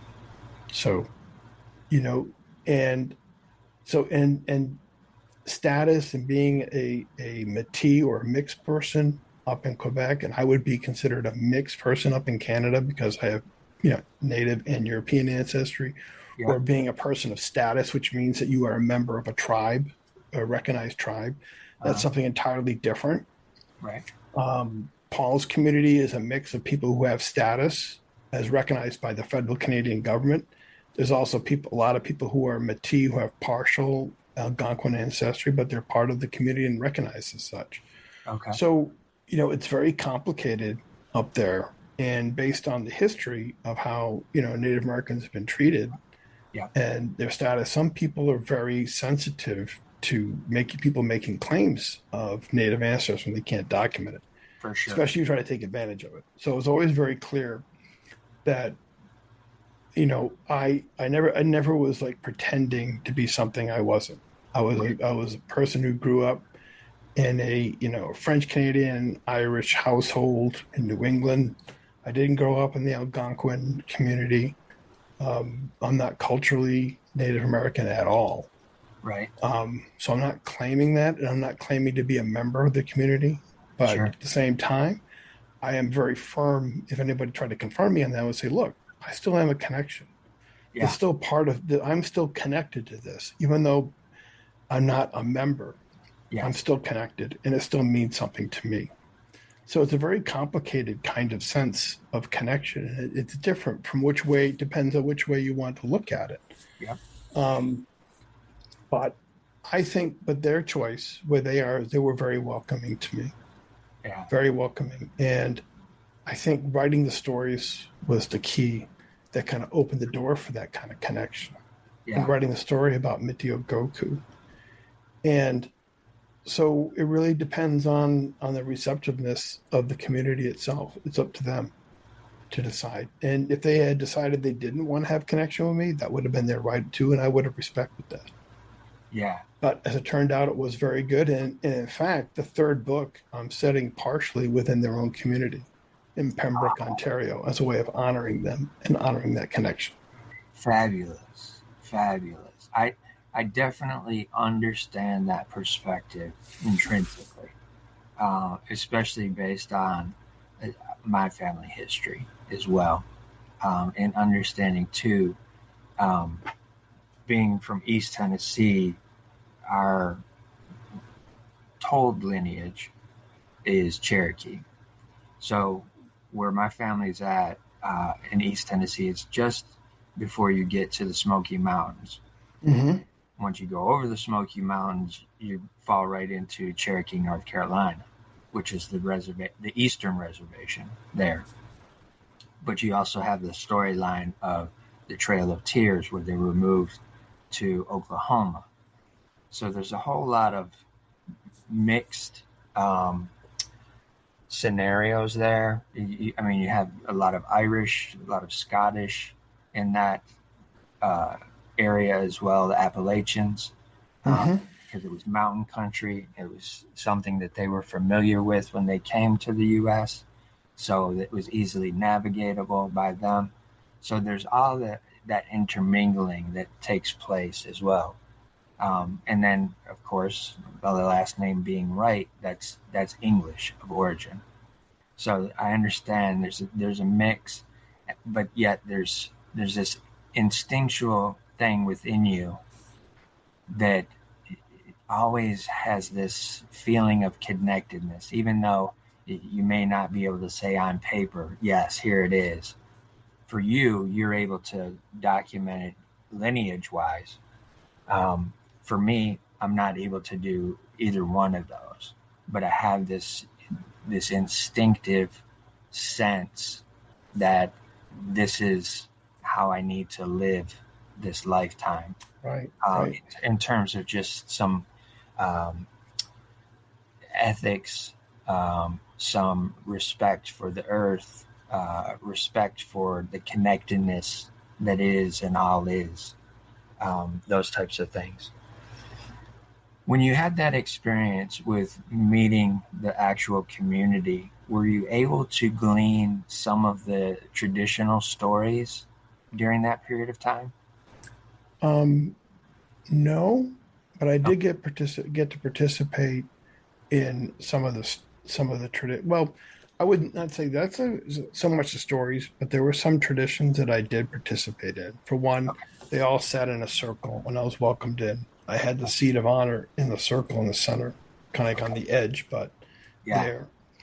Um, they all kind of played drums, sang songs as kind of a welcome. They gave me a drum that I could play too. I couldn't Okay. sing. I don't know what I was singing. Right. When I left, they gave me some gifts. Some of them were kind of, one was like a water jug with their logo of their community, but they also gave me like a rope of hemp Okay. and tobacco, which are traditional gifts. Yeah. And there was some other things about the culture that were kind of interesting. Is that they treated me as an elder, and I didn't quite realize it at the time. But for example, when they were doing at the end, they were going to serve lunch. I met them at late morning, and we're going to have lunch in the office complex where they were. Yeah. And the food was all set. And I was like signing books and giving books to people, other people meeting them there, and I gathered. Yeah. And one of the young women came up to me and says, I need you to eat right now. I need you to go up and grab a plate. And I go, oh, okay, I'll get it. No, no. She goes, I need you to do it now. And the reason why is, is that they were treating me as kind of a guest elder. And as the guest elder, I had to eat first. Right. I had to get my food first before anybody else could touch that food. Yes. So there were some differences. And I had to kind of pay attention to pick up on those because I didn't get them at first. Right. So that was different. And Okay. the other thing I met when I met Paul Latteroot, he was telling me that one of his jobs was to distribute permits that are distributed by the Quebec, the Ontario government for moose hunting. Is that as a recognized Algonquin community, they're allowed extra permits for moose hunting, and so Right. people needed that permit so that they can get food for the winter. There were still Yeah. people who get a moose and they'd stock it up in their freezer for the winter. Right. And so it was very important. It's one of those very important jobs. So that was some of the things I did notice that there were some things different. It's more like the tradition that Okay. things move, decision making moves slower. It moves more on consensus. Yeah. It's not hierarchical in the sense that we would think of it. All right. So those are things that I picked up from that community. It was different from what I expected. I'm used to using a very hierarchical kind of sense and Right. how meetings flow, and it's very different. Yeah. For sure. For sure. When you wrote these stories, and it came time in your mind that you needed some illustrations for them, how did that connection with Natasha come about? Ah, very interesting. So not as a direct route as you may think. All right. Initially, when I wrote the very first stories, the first illustrative artist I found was a young woman named Masami Kiyono, and she is a Japanese, half Japanese American, biracial Japanese. Her father was from Japan. She was born in the United States, All right. and I linked up with her, and we had a very good relationship. And she was going to do full illustrations of these books, but as I writing these stories, they grew in length and complexity. She realized that she couldn't do it. I mean, Okay. she was good at doing the storyboard. And you know what a storyboard is? Where they Yes. do the rough Yes. sketches and they say, Yep. okay, storyboard here and storyboard here. And we would talk and we'd say, this is where an illustration will go and this is what will be in the illustration. And we would do that. She was Right. good at that, but she couldn't finish. And I'm Okay. like, oh my gosh, what am I going to do? I got halfway through this first story that I written and it's illustrated by Masami and now I got to start all over again. And it's going to cost money. And how am I going to do it? And so I just Googled artist, uh, illustrator Canadian. That's all I did, Okay. and Natasha popped up right away. And it's hard to find an artist. It's hard to find the right artist. And if you Sure. are teaming with an artist for a book to be illustrated, especially as one as big as detailed or massive a project as this is, there has to be a kind of Right. chemistry between you to make it work. Yeah. Yeah. So I lucked out all those ways with Masami, but not Masami, but Natasha. But um, I realized that I still needed Masami. So I hired back Okay. Masami to do the storyboard for me. So the process that we have developed now, these books, I write them, and as I finish writing the rough draft, I'll engage Masami. Masami and I will Zoom call. We'll talk through a chapter, and Right. we'll design these illustrations. At least a rough sketch. Like, this is how many illustrations go in this chapter. This is what they're going to be characters are going to be doing, and then she'll create them. And it's going to be such a good partnership that I can actually see her illustrations before she does, and Nice. I can see how it's going to look. And Yeah. most of the time, it's pretty close, actually. So she does that, and she loves doing that, but she doesn't like doing the finish work. She hates getting bogged down in that. Maybe it's her own independence. Yeah. Yeah. But so then I work with Natasha, and then she takes these rough sketches and she creates these beautiful three-dimensional illustrations with lights and color. She's very good at if you look at these, when you look at the one behind me, Right. you Yes, can I am. see the Yep. light and the dimensionality. You can see the depth of this illustration. For sure. And if I had time, in a way, if I was more organized, I could show you some of the rough sketches that it came from. It looks very different. Yeah. But Natasha is very good at that. But she wouldn't have the patience to sit down and do rough sketches. Right. So it's just amazing how it came out. That I Yeah. have the perfect team of artists to do the work, and it works out great. I write. Masami is doing the rough sketches, and on the previous story that Masami had completed the rough sketches, and I wrote. Natasha's doing the final illustrations. So Nice. In terms of time frame, how long does it usually take to complete a book from start to finish? well, the first book, it started off as one story, then it started off at two stories, and it grew to three stories. So I didn't really have a plan. And finally, Okay. it grew to 10 stories. And finally, I said, I got to stop. So, and my artists were going to have a revolt, I think, at that Yeah. point, and Yeah. my editor is going to have a revolt. So it's like, okay. So we did it. And so we stopped, but it was probably a 2-year process, just the Okay. illustration part. Yeah. And Natasha worked very hard and long hours on that. And one thing that I discovered this first with Masami, and I was kind of aware it a little bit with Natasha. She did the finished artwork. Uh-huh. Was that the economics of working with an artist on a long-term project can be very challenging. So let's look at it from this way. Okay, I gotta say I'm doing a small little kids book. It's 30 pages or something like that, right? Yep. And I'm gonna put like 15 illustrations in there. It's no big deal. It's a simple little project. It can be done within a month. Boom, Yep. there it is. It's done. And let's say, oh, by the way, when you get the first batch of 15 illustrations from the artist, you look at it and go, I'd actually like to make some changes here. So she'll take those illustrations back, she'll put some more time on, and she'll make some changes. So Yeah. for a small book, that's okay. But when you have a big project like that, all those little corrections, all those little delays, they start adding up. Yes. So when you have a project that drags on for 2 years, you start exceeding the monetary value of the contract. It's almost inevitable. You're Yeah. going to do that.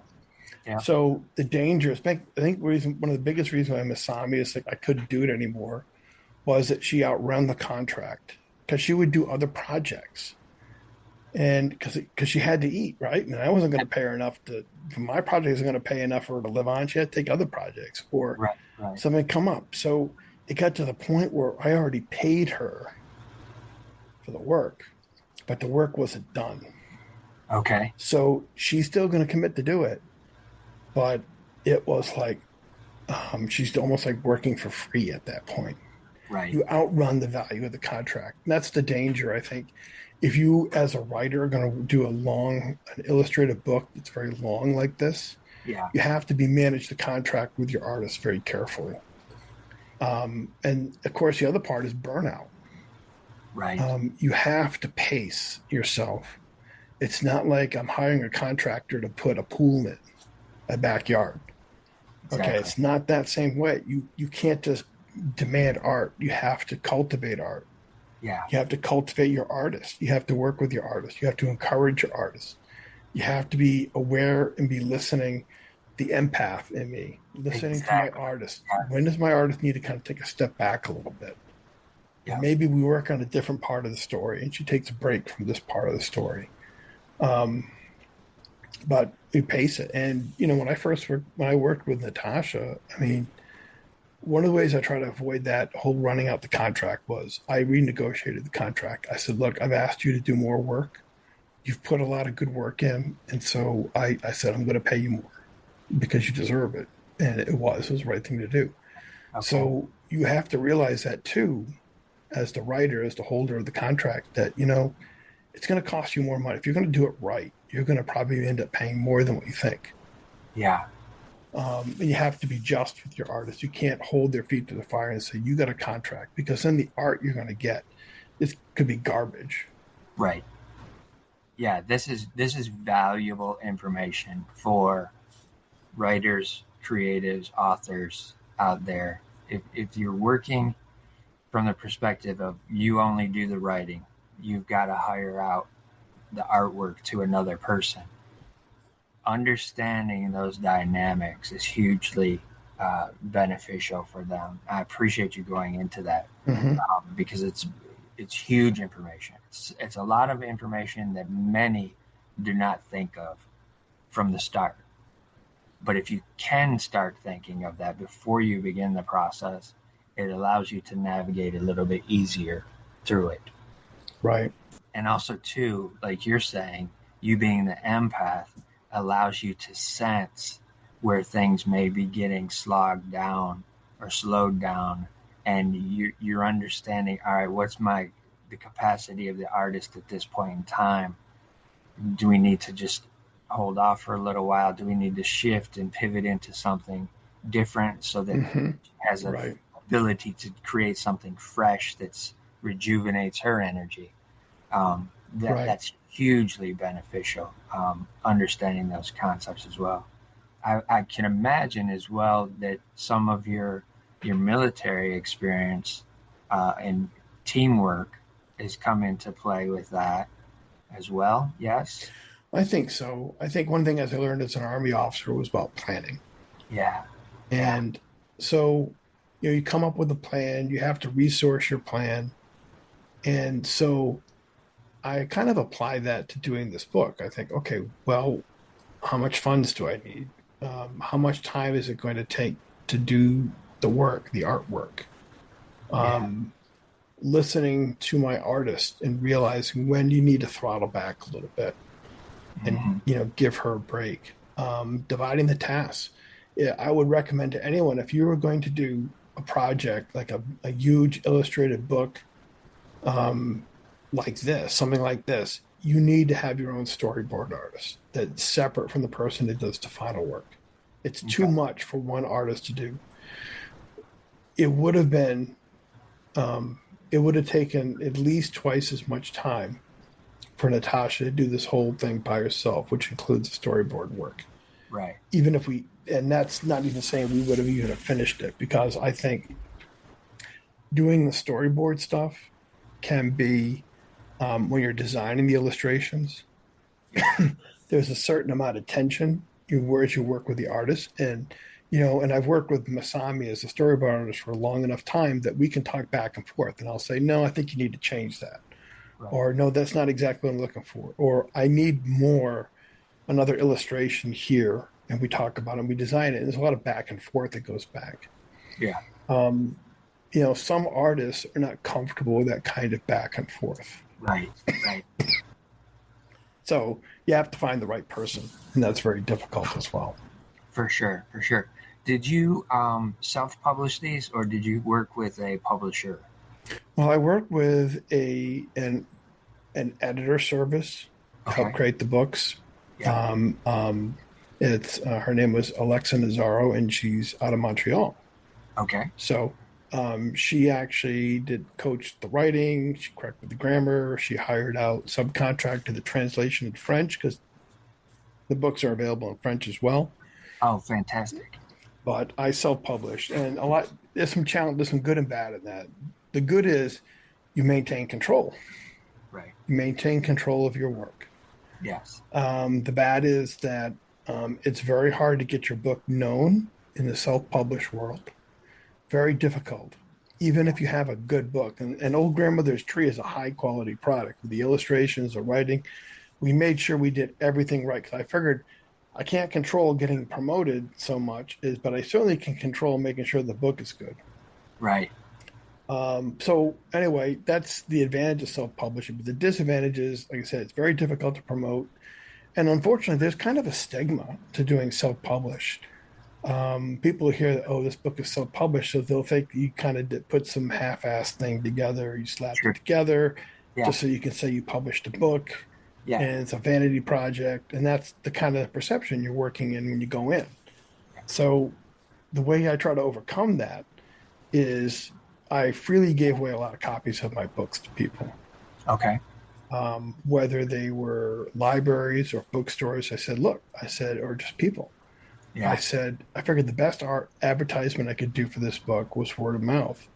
And that was to get the book in somebody's hand Yeah. and to like it. And it's kind of mixed results, to be quite honest, because while a lot of people get the books and they'll be very surprised about how good it is, Right. because they think self-published, stigma, Yeah. but it doesn't necessarily turn them into a disciple where they're going to preach the gospel of old grandmother's tree and say, go to their knock on their neighbor's door and says, I just discovered this great book. You got to get a copy of it. They're kind of content to tell you that it was really great and I really loved it. And I read it to my grandchildren. I read it to my children. But that doesn't mean that they're going to promote your book for you. Right. So it's still a challenge. It's still a challenge. So it's been very slow in that Okay. regard. But I have been making steady progress, but it's very slow. Got you. My goal is, just to let you know, the goal is when the fourth book is done. This is the third book coming next, but when the fourth one is done, I'm going to start shopping it around for as a screenplay for an animated series because I do believe this book is good enough for it, and it's already Okay. storyboarded with these beautiful illustrations. Yeah. You're for sure ahead of the game in that right in that aspect for sure. Um, and yeah, I can see it just from the visual behind you. I can see it as an animated series as well. Um, so I think you're definitely on the right thought process and going in that direction. I just intuitively can pick that is a logical move because I think just from talking to you today, I think that the magic, as we described it early on uh, in the conversation, the magic of the book is going to come alive even more so with these other uh, additions to it. When you're thinking about each one of these individual characters and the connections that they have with each other, some of them being animals, some of them being spirit, as the one behind you there, some Mhm. of them being real life people. Is it just a fantasy component that takes place that allows you to create this dynamic, or is it derived from some instinctual internal knowingness that this is possible? I think a lot more of this is instinctual, Okay. and it's kind of interesting. You talk about the creative process Yeah. that when I designed a lot of these early stories, there are other stories. When I wrote the first story and the second story, I had no idea what I was going to write in the future because I Okay. didn't do an outline. I'm not an outline person. Gotcha. As I said earlier, I see a story unfold in my mind and like a movie, and I write it out. Yeah. But what's interesting is that I realized that incorporating a lot of the fantasy elements, there were elements I put into the story that later on became very prominent, important for later stories that I hadn't even thought of yet. So it's almost like my subconscious mind is working at a much deeper level about how this story all fits together. Yeah. The shawl that my ancestor receives that she wears, Mithyogoku wears in the story. It's a magical shawl because it started off as just this gray shawl from France that her second husband Pierre, who came from France, gave her when they got married. But on her wedding night, early in the morning, she wakes up. Medigo Goku wakes up. She wraps herself in the shawl and she looks at the stars, and that's where she meets the spirit of her first husband, Asababish. And yeah, that's the spirit right back there. That's Okay. him Yeah. coming down. Yeah. Anyway, he tells her that, you need to look forward. You need to build something beautiful with your life. And because she feels very torn and she's almost apologetic that she married again. And he's like, no, no, no. Says, I'm dead. I'm glad that you married Pierre because I don't want to see you alone. I got And chills again. Yes. So anyway, this shawl and as a parting gift, Asababish, her first husband, he's a spirit. As a parting gift, he grabs the northern lights and he infuses the shawl with that color and that magic. So Oh that wow. makes the shawl. But I created the shawl with Masami and Natasha. We created that shawl concept long before I knew about where it came from. But we just Oh knew when we wrote the first story, the very first story, that shawl is in there. And yeah. we knew from that very first story that it was magic, but we just didn't know how. But the Right. story came out on its own. So there is a deep connection, an operation within the subconscious mind that sometimes creates story, especially when you're dealing, I think, with fantasy stories Yes. that create details that are put out there that you're not even aware of, but will pop up later in the story. And you're like, oh my gosh, it's a good thing we put that here in this illustration, this detail, or we mention it in this story because now it's really important in this new story that we wrote. Yeah. Um, of course, if you're, what is it, J.R. Martin, the guy who wrote um, Game of Thrones, I Yeah. think he probably took the process a little too far. And he's probably totally stuck right now because it's like he's like totally bogged down. So you can Yes. take that process too far. But Right. for me, it worked out perfectly. And so I think that's where that fantasy came out naturally. And I think I chose the language of folklore style telling because it's a deeper language. I see it not as a story style, but a language style. Yeah. So we told the story of Mithyogoku, my ancestor, in the language of a folktale, because a Right. folktale language is universal. All Yeah. cultures have folktales, and there's such a commonality to it. That's why when you read the story, it'll have a familiar feel to it because it is a folktale, but it's totally original. But you Yeah. haven't read it before, but it'll feel that way a little Right. bit. That's amazing. That's amazing. And we'll have the links to all of everything that you have going on, the website, the books, and the Mm-hmm. social channels in the description. Um, Truly appreciate you talking with us today and sharing with the audience. Um, it's been an amazing story, amazing ride, walking with you through your life and learning these different aspects of what you've created. Mm-hmm. And also, too, I just want to say this, and uh, I want to say it from a place of true gratitude and not flippantly, as a lot of times it is said. But I want to thank you for your service because the the sheer um, the sheer knowledge of taking that oath of potentially laying down your life for the freedoms that I have, it's truly appreciated. Thank you for that. Oh, thank you. Um, with that, I think this is a fantastic place to us to end today because of all the magic that's culminated and come to this Sure, surface here. sure. One of the things that I always want to remind the audience at the end is to listen to your heart, but always be kind to your mind. Thank you, Joe. Thank you.